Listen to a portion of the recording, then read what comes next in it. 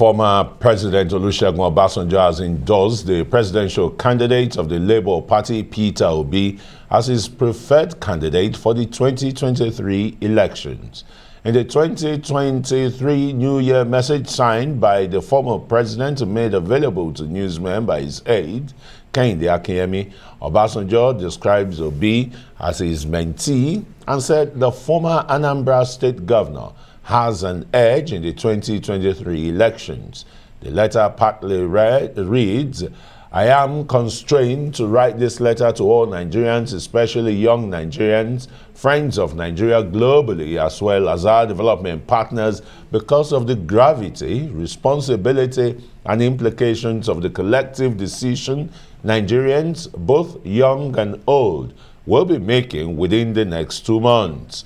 None of the contestants is a saint, but when compared with the character, antecedents, their understanding, knowledge, discipline, and vitality that they can bring to bear, and the great efforts required to stay focused on the job, particularly looking at where the country is today, and with the experience on the job that I personally had, Peter Obi as a mentee has an edge." One other point to make about Peter is that he is a needle with thread attached to it from north and south, and he may not get lost.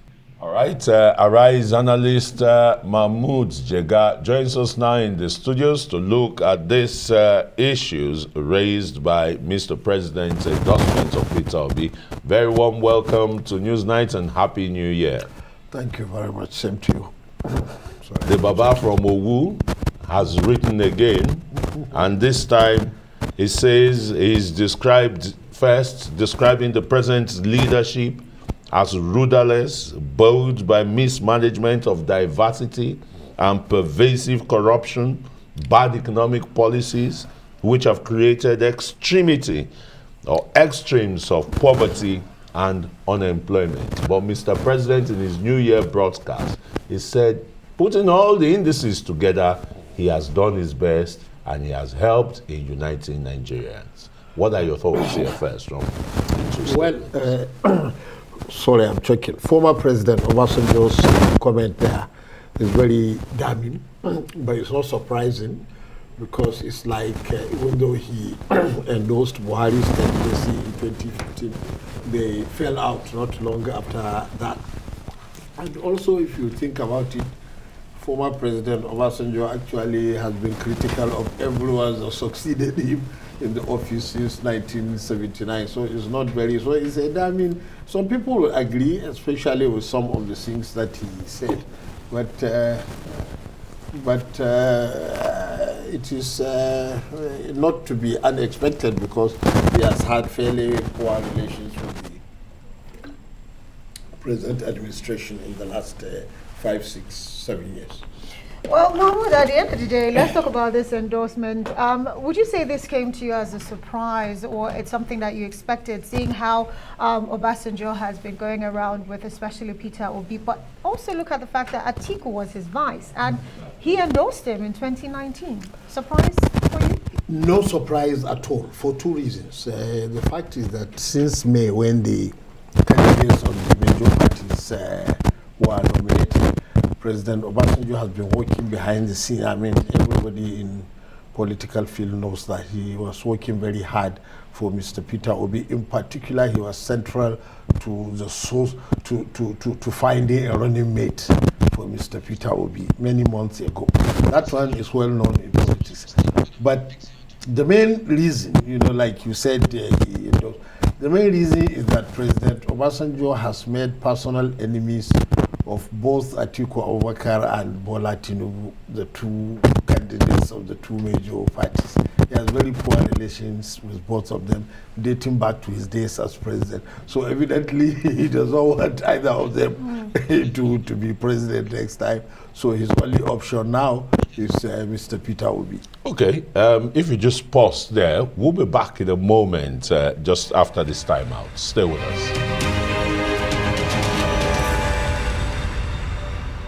All right, thanks for staying with us. We still have Mahmud Jega in the studio. Mahmud, this is a very damning endorsement to the political class, you know, and as expected, the PDP and APC have reacted, you know, even the APC playing the kind of sarcasm to say you wouldn't even endorse your vice president for 8 years and you're touting some economic achievements and the rest. But let's look at some of the key issues that Obasanjo raised in his statement. He said, let us forget the issues of, you know, the Biafran civil war, the coups and counter coups. Even in recent times, we've had the issues of insurgents, you know, that no part of the country is free of one wrong or the other. The past should be put aside, and therefore, he says there are only two tribes of people in Nigeria: a tribe of good people and a tribe of bad people. How do you reconcile this with the endorsement of Peter Obi? You see, all that sounded very good and very patriotic and very worthy of President Obasanjo as a leading Nigerian and, in fact, African statesman. All those statements that he made, you cannot fault them at the level of philosophy and morality and everything. The only problem is that people will pick holes and say that several elements in his own career as president probably do not tally very well with some of these very philosophical things that he has been saying. For example, you know, Mr. Peter Obi suffered his greatest political travails during the presidency of President Obasanjo. In 2003, PDP rigged Mr. Peter Obi out of the Anambra governorship because he was the ABGA candidate. It took him 3 years of legal battle before he regained it. Instead, it was President Obasanjo's special advisor on domestic affairs who came. Okay. Then in 2007, INEC was going to conduct election in Anambra State, and Mr. Peter Obi's lawyers told them that his tenure had not ended because he was sworn in 2006. INEC went on and conducted election, removed him, installed another governor. It took another court, you know, to bring him back, and he was again impeached by the PDP-dominated Anambra State Assembly. So actually, he had a terrible time during President Obasanjo's time. But of course, now he is happy that he has endorsed him, and he's probably ready to forget. Well, we're yet to hear from Peter Obi or his camp concerning this issue. But Mahmoud, something that was quite significant here for everything that the former president said about Peter Obi, nothing about his ethnicity or religion was the reason why he was actually saying, Nigerians, this is your right man. But according to him, it's about competence and the person who can deliver on the needs of Nigerians, especially the young people. Talk to us about the weight of this endorsement, especially as it concerns the young people who are, some of them, still undecided as to which way to go. In fairness to President Obasanjo, you know, he is one of the most patriotic and nationalistic Nigerians, and he has never been what you can call, you know, too much concerned about tribal and regional politics. That much you can say about him. But I think reading through the statement, the main argument he made for endorsing Peter Obi, because on the one hand, he talked about experience to manage, and the other two candidates might say that if you are talking about experience, they probably have more than Peter Obi. But he made the case about age and vigor and health and all that.